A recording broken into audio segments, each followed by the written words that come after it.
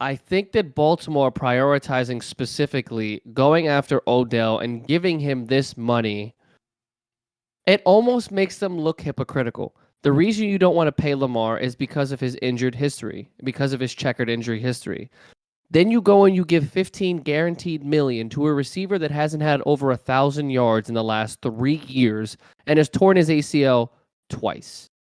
You go out and you bring in a potential locker room distraction. You go out and you create a different narrative. Oh, you're willing to pay this injured player this amount of money, but not a franchise quarterback that has a playoff win, that's gotten an MVP, that has had multiple playoff appearances, I mean, he's done it, right? Lamar Jackson has the checklist of a potential franchise player, right? He's proven that time and time again. The injury history, it comes with the territory of being a mobile quarterback. He can throw for 4,000 yards, but he can also run for almost 2,000. He's going to give you 30, 40 total touchdowns in a season. He's going to be, he's gotten a lot better with the accuracy as well, but he's also limited in weapons. So I understand the need to go out and get a playmaker, to get a wide receiver, but to go and sign an injured history, a notable player that has brought not turmoil, but issues to already existing problematic locker rooms. I don't know if this makes Baltimore look good in Lamar's eyes, but there was that screenshot supposedly of Odell and Lamar FaceTiming. They hit the internet. It seems like they're in communication. I believe that Odell would not have signed in Baltimore to be thrown to by Tyler Huntley.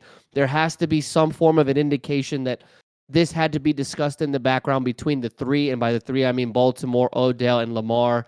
I know that the last time a report came out, which was a few weeks ago, was Baltimore kind of throwing Lamar's camp under the bus saying, hey, we offered him a 3-year deal at like $40-45 million a season, but he turned that down because he wanted 5 years fully guaranteed. So I don't know where this is going to lead in terms of how this is going to repair the issues with Lamar and Baltimore. I don't even know if this is going to assist them within the salary cap issue as well, because we all know that 15, potentially $18 million is pretty pricey for a receiver that hasn't done very well or played much in the last 2 seasons. So we'll see what happens with that. I think that this does help the credibility of Baltimore to say, hey, we went out and got you a target.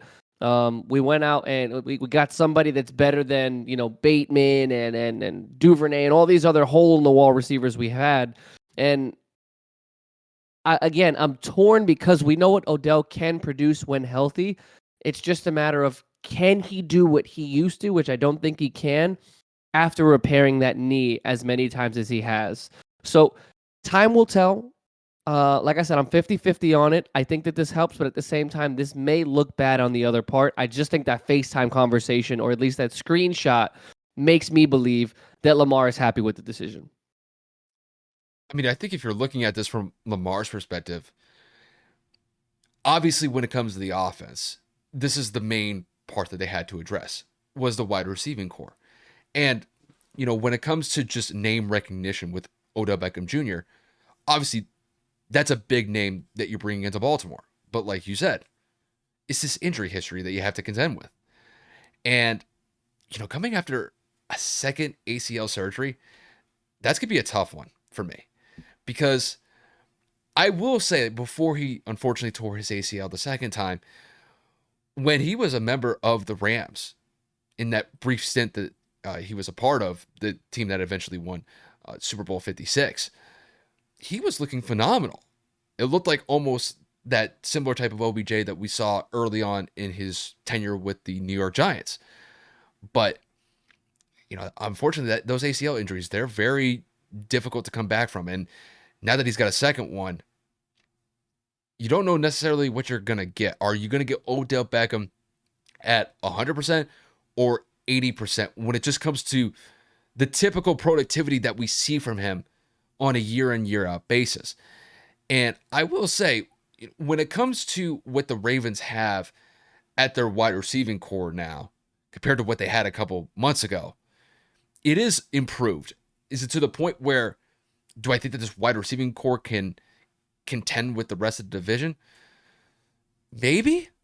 Because when I look at this depth chart, when it comes to their wide receiving core, obviously Odell's at the top. You've got Devin Duvernay. You've got Rashad Bateman. And they also added Nelson Aguilar.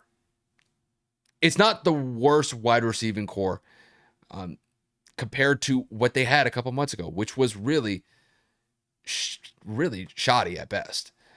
So you look at OBJ, Devin Duvernay, you got Mark Andrews. At least those are some decent targets to roll with going into next year. But the biggest one is obviously Odell. Can Odell stay healthy? And can he produce at a high enough clip to where Baltimore's offense isn't so reliant on the run game? Because, when it comes to Lamar Jackson, I mean, he's earned a big payday contract. He's earned a contract that's going to garner him probably $40 to $45 million a year annually.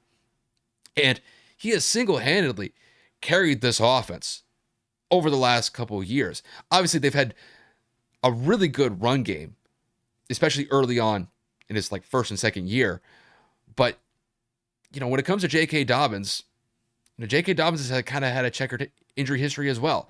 Maybe not as extensive as OBJ, but there have been times where Lamar's had to really run this offense basically on his own back.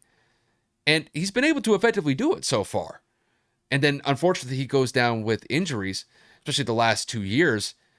And the timing of it couldn't have been worse because it was at the end of the season when they probably needed him at the most.